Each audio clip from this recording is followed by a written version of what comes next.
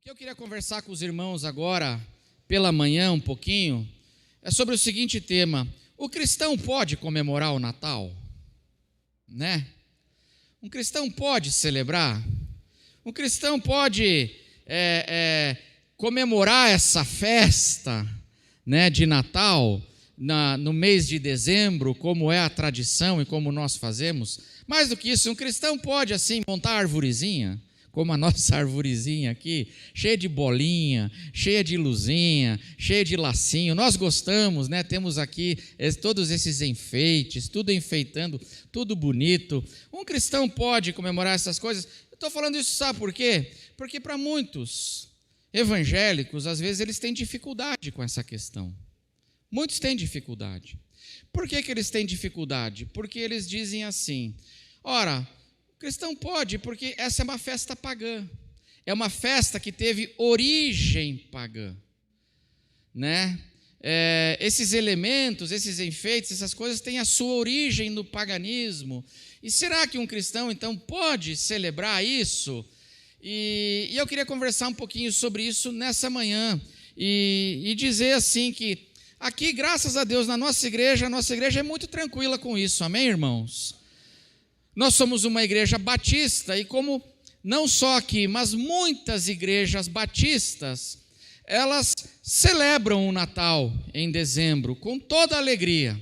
E celebram e colocam enfeites. Nós colocamos enfeites na igreja, muitos irmãos colocam enfeite nas suas casas, não é verdade? Colocam lá um enfeitezinho na porta, armam uma arvorezinha em casa com bolinhas para o gato derrubar tudo, né? E com luzinhas, né?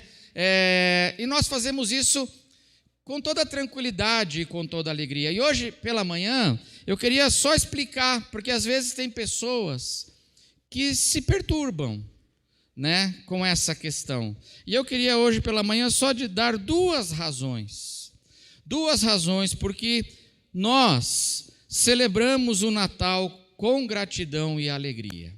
Esse Natal, essa semana agora, né, esse mês e essa festa, nós celebramos o Natal com gratidão e com alegria. Duas razões. A primeira razão, irmãos, é porque o nascimento do Salvador é um fato histórico muito importante descrito no Novo Testamento.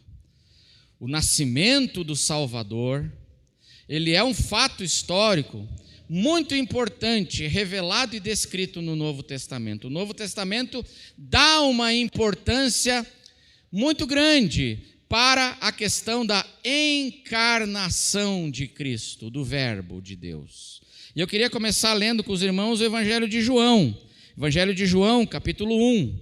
Evangelho de João, capítulo 1, começar no verso 1. Evangelho de João, capítulo 1, verso 1. Vou pedir para a mídia isso, colocar aí, obrigado aí, Elô. Evangelho de João, capítulo 1, verso 1. Vamos ler juntos esse texto? Diz assim: no princípio era o Verbo, e o Verbo estava com Deus, e o Verbo era Deus. E agora vamos ler juntos o verso 14. Vamos ler juntos o verso 14. E o Verbo se fez carne e habitou entre nós, cheio de graça e de verdade, e vimos a sua glória, glória como do unigênito do Pai. Amém, irmãos? O Verbo se fez carne. O Novo Testamento dá uma importância grande para esse fato. De 4 evangelhos, 3 evangelhos falam sobre o nascimento do Salvador. O Evangelho de Mateus e Lucas com mais detalhes, e o Evangelho de João, aqui no texto que nós lemos, dizendo que o Verbo, que era Deus, que era Jesus Cristo, ele se encarnou e nós vimos a sua glória. Ele se fez carne. Então esse é um fato importante dentro da revelação bíblica do Novo Testamento. O nascimento do Salvador. A vinda de Jesus. Nós celebramos esse momento que quando Deus, na pessoa do seu Filho, Ele deixa a sua glória e ele vem até nós. Do mesmo modo, o apóstolo Paulo dá uma importância grande para isso, por exemplo, em Gálatas capítulo 4. Gálatas capítulo 4, os versos 4 e 5, ainda pegando essa questão da importância disso no Novo Testamento, Gálatas 4, 4 e 5, a palavra de Deus diz assim: vindo, porém, a plenitude do tempo, Deus enviou o seu Filho, nascido de mulher, nascido sob a lei, para resgatar os que estavam sob a lei, a fim de que recebêssemos a adoção de filhos. Deus enviou o seu Filho na plenitude do tempo, seu Filho nascido de mulher. Isso é um fato sempre afirmado no Novo Testamento. Muito importante para o Novo Testamento e para a teologia cristã de uma maneira geral, a teologia cristã, a cristologia a respeito do Cristo é Filipenses capítulo 2, a partir do verso 5. Filipenses 2, do verso 5 até o verso 8, palavras do apóstolo Paulo, onde ele diz assim: tenham entre vocês o mesmo modo de pensar de Cristo Jesus, que, verso 6, que, mesmo existindo na forma de Deus, não considerou o ser igual a Deus algo que deveria ser retido a qualquer custo. Mas o que Jesus fez?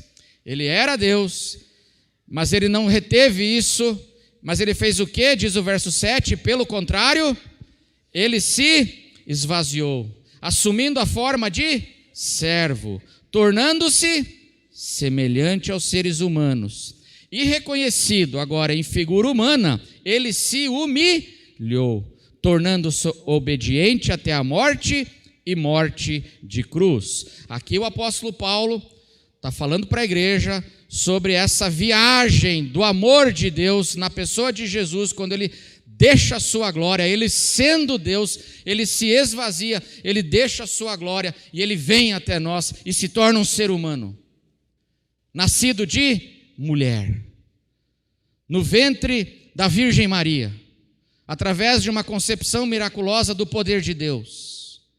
E o Novo Testamento inteiro chama a atenção para a importância da vinda do Salvador. E aqui tem um detalhe importante, aqui em Filipenses capítulo 2, esse texto. Os teólogos, eles dizem que esse texto era uma música que a igreja primitiva cantava. Você sabia disso? Os teólogos dizem que esse texto que nós lemos aqui de Filipenses 2, de 5 em diante, era uma música que a igreja cantava, a igreja primitiva, e que Paulo aqui, ele está agora transcrevendo esse louvor que a igreja cantava na sua carta aos Filipenses.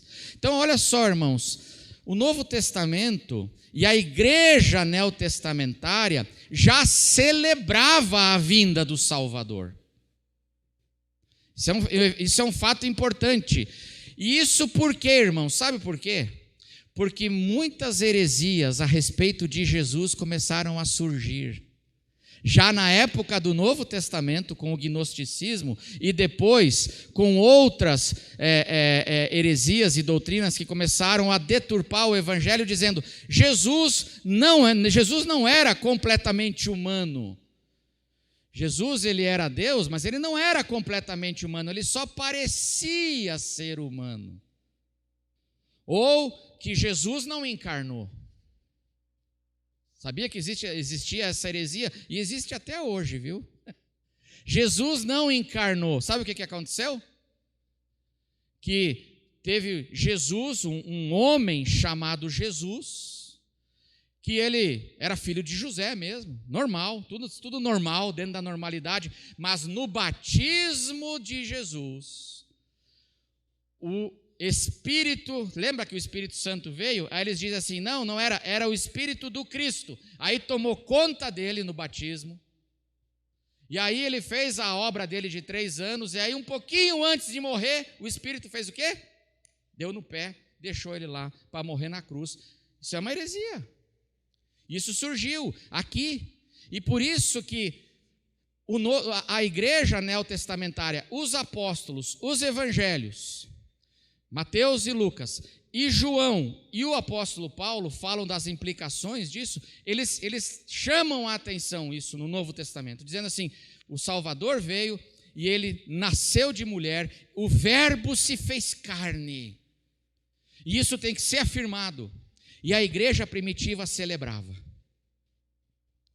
Essa é a primeira razão por que nós celebramos o Natal. Porque o nascimento do Salvador é um fato histórico muito importante descrito no Novo Testamento. Aí alguns evangélicos vão dizer assim, ok, pastor, mas essa festa aí é pagã, essa festa é em dezembro. A gente celebrar o nascimento, amém, amém? Mas celebrar essa festa em dezembro, isso é pagão. E aí a gente não devia fazer isso. E aí eu quero conversar um pouquinho com os irmãos, então, sobre isso também, como o segundo ponto aqui, de por que nós, como igreja aqui, celebramos com alegria e gratidão, não só o nascimento de Jesus, mas essa festa em dezembro. Amém, irmãos? Por que nós fazemos isso? Sim, é verdade. Essa festa do Natal tem uma origem pagã, sim. Ela era uma festa que, na época lá do Novo Testamento, antes até, havia o Império Romano. No Império Romano, dizem os estudiosos, que a partir do dia 17 de dezembro até 25 de dezembro, tinha um feriadão no Império Romano. Olha que bênção, irmãos, feriadão não é bênção? Posso ouvir um amém ou não? Um feriadão, né? Bênção, um feriadão lá do Império Romano, a partir do dia 17 de dezembro, que eles chamavam de Saturnália. Eles faziam homenagens e celebrações que eram chamadas, tinha duas coisas, a Saturnália e o nascimento do Sol Invictus. Nesses dias, os romanos faziam isso. Saturnália é homenagens a Saturno, porque Saturno era o principal deus do panteão romano. O Sol Invictus, porque nessa época do ano, mais precisamente no dia 21 de dezembro, acontece o solstício de inverno. E para nós aqui é o solstício de verão. Para eles lá é o solstício de inverno, dia 21 de dezembro. Os romanos comemoravam o solstício do inverno no dia 25 de dezembro. Aí você fala assim, pastor, o que é esse negócio de solstício de... O que é isso? Solstício de inverno. É simples, irmão. O solstício de inverno é o dia do ano em que a noite é mais longa. Em que a luz, o dia, é o dia mais curto e a noite é mais longa. Isso acontece no dia 21 de dezembro. Os romanos comemoravam isso no dia 25. Aí eles celebravam Saturno, a Saturnália, e eles celebravam a vitória do Sol Invictus. Por quê? Porque a partir do solstício, o que começa a acontecer com os dias? A noite começa a ficar menor e o dia começa a ficar maior. A luz vai vencendo quem? Na mitologia deles lá, a luz vai vencendo as trevas. Então eles celebravam Saturno, dizendo assim, Saturno, traz o sol vitorioso. Sol invicto significa sol vitorioso. E eles celebravam isso. Era um feriadão lá no Império. Tinha muito cristão dentro do Império, amém, irmãos? E os cristãos, eles começaram a fazer o quê? Eles começaram a pegar essa celebração e dizer para o vizinho assim, tinha um vizinho que tinha um vizinho cristão. Aí ele falava assim, você vai comemorar a Saturnália? Aí o cristão falava assim, eu vou comemorar sim, mas eu não vou comemorar Saturno, eu vou comemorar quem? Comemorar Jesus. Porque quem é a luz que venceu as trevas? A verdadeira luz que ilumina o mundo é o Senhor Jesus. E assim os cristãos começaram a fazer o quê? A pegar essa festa e cristianizá-la. E dizer, a luz que ilumina não é Saturno e nem o Sol Invictus, a luz é Jesus Cristo. Curiosidades dessa festa, eles trocavam papéis, os homens trocavam papéis. Então, por exemplo, os senhores se fantasiavam de servos nessa festa. Que curioso, né? Então, um senhor rico, nessa festa, naquela semana daquela festa, ele se fantasiava de servo, ele andava assim, descalço, ele se fantasiava, era a tradição deles. Os cristãos começaram a dizer: pois o nosso Deus se fez servo também, por nós. Ele deixou a sua glória e assumiu a forma humana, e enquanto figura humana, ele se fez servo e foi obediente até a morte, morte de cruz. Os cristãos pegaram aquilo e começaram a cristianizar, né? E é o que a gente hoje faz também no nosso Natal. E aí, mas a gente pode? Não está errado? Aí fica a pergunta. Tem origem pagã. Podemos ou não? E aí, o princípio bíblico aqui, irmãos, que eu queria deixar para a gente refletir, é o seguinte: a origem de uma coisa não necessariamente impede que essa coisa seja usada para a glória de Deus. Amém? Amém? Eu vou repetir. A origem de uma coisa, de um elemento, não necessariamente impede que esse elemento seja usado para a glória de Deus. A origem pagã de alguma coisa não impede que a gente transforme aquilo e passe a usar aquilo agora para a expansão do reino de Deus e para a glória de Deus. E nós vamos ver exemplos bíblicos disso. Em primeiro lugar, queria que a gente abrisse a nossa Bíblia em Gênesis 4:21. Gênesis 4:21 está falando da descendência ímpia, pagã de Caim. A descendência pagã, ímpia. E essa descendência pagã e ímpia, eles povoaram a terra e eles começaram a fazer várias coisas. Gênesis 4:21. Vamos ler juntos? Falando agora de um descendente de Caim, vamos lá? O nome de seu irmão era Jubal.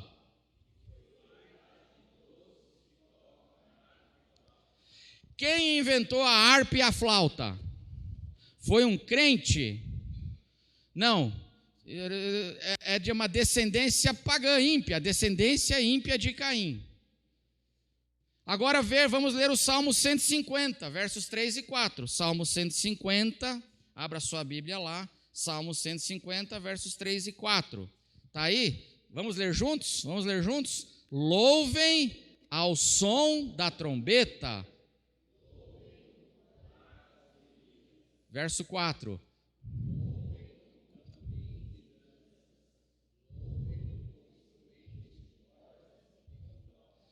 Você percebe? Qual é a origem da harpa e da flauta?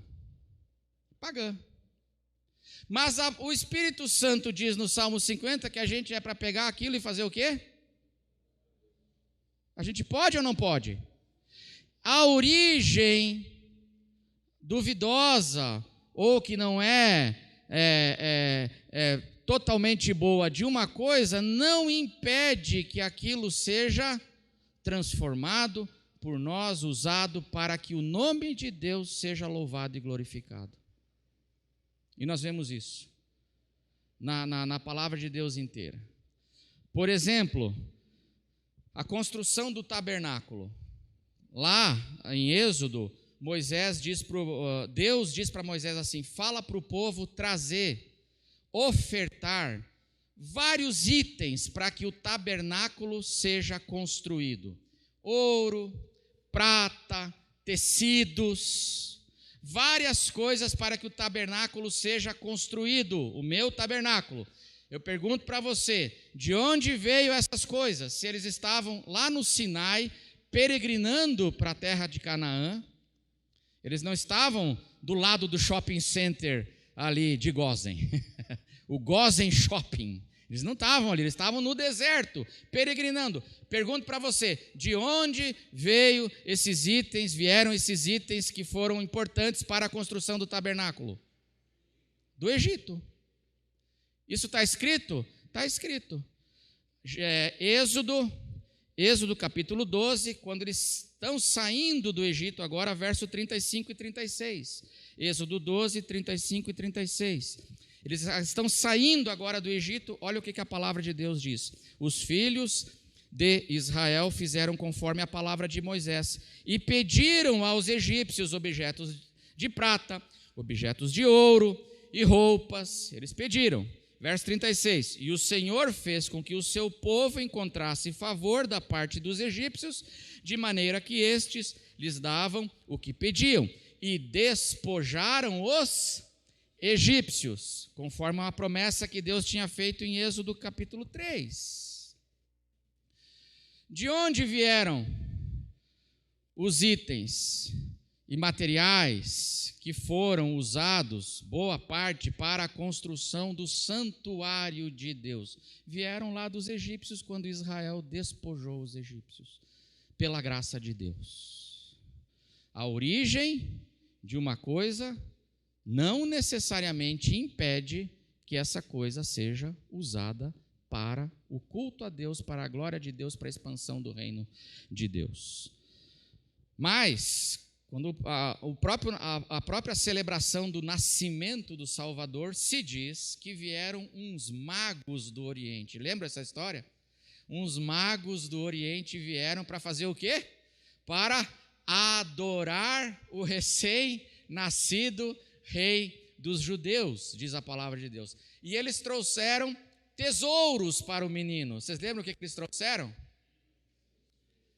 Incenso, mirra e ouro, e entregaram para o menino, em adoração, esses tesouros. E aí é curioso, de onde vieram esse incenso veio da onde? E essa mirra, e esse ouro? Era o Oriente, diz que eles eram magos do Oriente, provavelmente ali a região onde era a Babilônia e a Pérsia. E aí, se você fosse José e Maria, você ia receber esses negócios aí ou não? Sério, você ia receber ou não? Ou quando eles dessem as costas, você ia jogar na caçamba? Porque esse incenso da Pérsia, do Oriente, daquela lojinha esquisita do shopping lá, para adorar o Senhor, isso aqui a gente tem que jogar fora, isso aqui é... Mas a própria história do Natal fala que ele foi adorado, louvado, Jesus foi engrandecido através daquelas expressões de louvor. E que esses materiais, na verdade, que eram materiais muito caros, muito provavelmente foi isso que patrocinou a viagem que José teve que fugir com a família para o Egito. Graças a Deus por esse ouro, amém? Mas e você? Muitos evangélicos talvez tivessem uma crise e iam jogar fora, mas Jesus foi engrandecido por essas coisas. A origem de uma coisa necessariamente não impede que isso seja usado para a glória de Deus. Nós temos que ter sabedoria, é claro, mas não impede, e nós estamos pensando nisso. Mas, e aí eu vou encerrar, vou correr aqui, né, porque vocês não podem perder, né, o jogo lá, né, irmãos? Então vamos lá, né? Mas olha só que coisa curiosa, como é que o Novo Testamento trabalha isso? O apóstolo Paulo, irmãos, ele usa ensinos pagãos para evangelizar. O apóstolo Paulo usa conceitos e palavras do mundo pagão para evangelizar. Quando ele estava viajando e evangelizando a cidade de Atenas, abra a sua Bíblia lá em Atos 17. E ele faz isso mais de uma vez, tá? Eu só vou citar Atos 17 e 28. Paulo está evangelizando os filósofos e os cidadãos de Atenas. E aí em Atos 17 e 28, ele já tinha usado lá, primeiro que ele já tinha usado o altar ao Deus desconhecido, já é complicado isso, né? Para introduzir a sua evangelização. Um altar que tinha lá na cidade de Atenas ao Deus desconhecido, ele pega aquilo como gancho. Ou seja, o que Paulo faz aqui? Ele cristianiza o altar. Deu para entender? Ele pega aquilo e faz uma aplicação e aponta para Jesus agora. Pega algo que é da cultura de Atenas, da cultura pagã, e mostra Jesus. E diz assim, olhem para Jesus, usando aquilo como ponte. E aqui, nessa mesma história, em Atos 17, 28, ele fala assim para os cidadãos de Atenas: pois nele vivemos, nos movemos e existimos, como alguns dos poetas de vocês disseram, porque dele também somos geração. Nessas duas frases, Paulo cita dois filósofos gregos diferentes, falando assim, olha, os poetas de vocês, os filósofos de vocês, eles disseram tal coisa, e vocês sabem muito bem que eles afirmam isso, a cultura de vocês afirma isso, pois eu quero dizer para vocês que isso daí que vocês estão dizendo se revelou plenamente em quem? Em Jesus Cristo. Ele é o Senhor. Ele morreu, ele ressuscitou. Deus, o nosso Deus, fez todas as coisas. E aí Paulo evangeliza os cidadãos de Atenas. Ele faz o quê? Ele pega elementos lá de reflexões que são pagãs e ele agora usa isso para trazer as pessoas e apontar Jesus Cristo para as pessoas. Mas não só isso. O apóstolo João também faz isso, na sua evangelização. João diz que ele escreveu o Evangelho, para evangelizar as pessoas. O Evangelho dele foi escrito para que as pessoas crescem que Jesus é o Cristo e crendo tivessem vida no seu nome. Essa é a intenção que ele revela, João revela lá no capítulo 20. Agora nós começamos aqui, o primeiro texto que nós lemos é João falando de Cristo e falando da encarnação. Lembra do texto? João 1:1. O que diz João 1:1? No princípio era o Verbo. O Verbo estava com Deus. E o Verbo era Deus. E no verso 14 ele diz o quê? E o Verbo se fez carne e habitou entre nós. Que negócio é esse de verbo? A palavra, não é esquisita a nossa Bíblia traduzir essa palavra por verbo? Porque a palavra no original é logos. É a palavra logos no texto original no grego. E logos é uma palavra que João pega da onde essa palavra emprestada? Essa palavra não foi João que criou. João pegou essa palavra da filosofia grega. Porque a filosofia grega falava do logos. E o que era o logos? E o irmão Nelson hoje na EBD estava falando, o irmão Josué, estávamos na classe de EBD falando sobre essa questão. O que era o logos na filosofia grega? O logos era a expressão racional que colocava ordem em todo o universo. Era a expressão racional da divindade, a mente racional que colocava ordem em tudo. Tudo não está um caos, sabe por quê? Porque no universo existe o logos que põe ordem em tudo. Isso os gregos diziam. Aí João falou assim, prazer, eu vou te apresentar o logos. É mesmo? Sim, eu andei com ele, sabia? As minhas mãos apalparam o verbo da vida, eu andei com ele. O logos estava no princípio com Deus, tudo foi feito por meio dele. Vocês têm razão em várias coisas, viu, filósofos gregos? Vocês têm razão em várias coisas, mas está faltando uma coisa: vocês darem um nome para esse logos, e o nome dele é Jesus. João faz isso. O que João está fazendo? Está pegando um elemento da cultura e está fazendo o quê? Está usando aquilo agora, transformando aquilo e usando aquilo para a glória de Deus.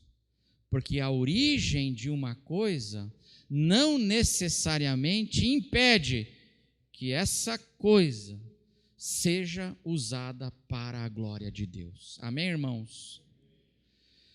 É por isso que nós aqui na nossa igreja, tudo isso é para dizer por que a gente celebra o Natal com gratidão e alegria. Não só o nascimento de Jesus, mas a gente celebra a festa em dezembro. Mas Jesus não nasceu em dezembro, a gente sabe que ele provavelmente não nasceu em dezembro. Amém, irmãos? Né? Se você está sabendo agora, talvez, né? Que provavelmente ele não nasceu em dezembro. A gente sabe disso. Mas nós podemos e devemos, irmãos, celebrar o nascimento de Jesus e pegar talvez um elemento que há séculos e séculos atrás era pagão e agora usar isso para a glória de Deus, como os primeiros cristãos fizeram.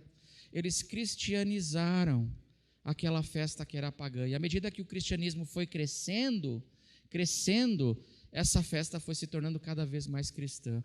E eu encerro dizendo uma coisa. É verdade que a festa em dezembro tem uma origem pagã, mas a festa não é mais pagã, amém? A festa é cristã. Há milênios que essa festa é uma festa cristã. E hoje nós estamos correndo um risco de secularização. E é por isso que eu acho que assim, a gente devia celebrar. A gente devia celebrar o nascimento de Jesus e celebrar nessa data e dizer assim, olha, não vamos perder essa data. Não vamos perder essa data. Porque a sociedade aí fora, ela está secularizando a data. Ninguém mais comemora nas empresas, porque não pode. Nas escolas, porque não pode. O mundo está sendo secularizado, né, irmãos? E acho engraçado que muitas vezes nós, os crentes, contribuímos com a secularização, ao invés de dizermos assim, não, essa festa, ela é uma festa cristã, essa festa celebra o nascimento de Jesus, e nós queremos que Jesus seja exaltado. É um momento para evangelizarmos? É um momento. As pessoas estão mais abertas? Estão mais abertas. Por que nós não podemos usar isso para a glória de Deus? Então essas são as duas razões, porque nós aqui, com toda a alegria e gratidão, nós celebramos o nascimento de Jesus e fazemos isso nessa festa que já há muitos séculos é uma festa cristã, onde o nosso Senhor, a graça dele é exaltada para o mundo inteiro ouvir. Nós nos alegramos. Amém, irmãos? Então, hoje à noite, se Deus permitir, nós queremos estar aqui celebrando e agradecendo a Deus pelo seu amor revelado na pessoa do seu Filho que veio até nós. Amém? Vamos ficar em pé e vamos orar. Quero chamar os irmãos do louvor para virem aqui. E nós vamos encerrar o nosso culto também celebrando, agradecendo. Mas fecha os teus olhos agora. Abra o teu coração para o Senhor. E vamos agradecer, porque é Natal, irmãos. É Natal, nós celebramos a vinda do Senhor Jesus, do Emanuel, que é Deus conosco na nossa história, na nossa vida. Nosso Deus e nosso Pai, nós queremos agradecer ao Senhor, como a igreja primitiva fazia, com louvores, como os anjos fizeram, Senhor, no nascimento do Salvador, com louvores. Agradecer porque o Senhor, sendo Deus, o Senhor não se apegou a isso, mas o Senhor se esvaziou e o Senhor veio em nossa direção. O Senhor se encarnou para nos salvar. De fato e de verdade, o Senhor se tornou um ser humano completo para nos salvar. O Senhor habitou entre nós e o Senhor deixou a palavra do Senhor, a palavra de salvação através dos teus apóstolos para a nossa salvação, alegria e fé. Obrigado, Senhor, é tanta dádiva e a nossa é tão pouco, Senhor, a nossa gratidão. Mas nós queremos agradecer, Senhor, como igreja, nesses dias, hoje aqui, hoje à noite, Senhor, é culto para o Senhor e que o Senhor use a Igreja Batista de Itaberaba, Senhor, para que a gente possa proclamar este Evangelho com toda a liberdade e alegria, proclamar esse Evangelho para quem não te conhece, como a igreja primitiva fez, que nós também possamos fazer, Senhor, com todo o entusiasmo, proclamar essa mensagem de alegria, de salvação e de graça. Abençoa a tua igreja, abençoa cada irmão, cada amigo, no restante desse dia. E se o Senhor permitir, queremos estar à noite aqui, para engrandecer o teu nome. Em nome de Jesus. Amém.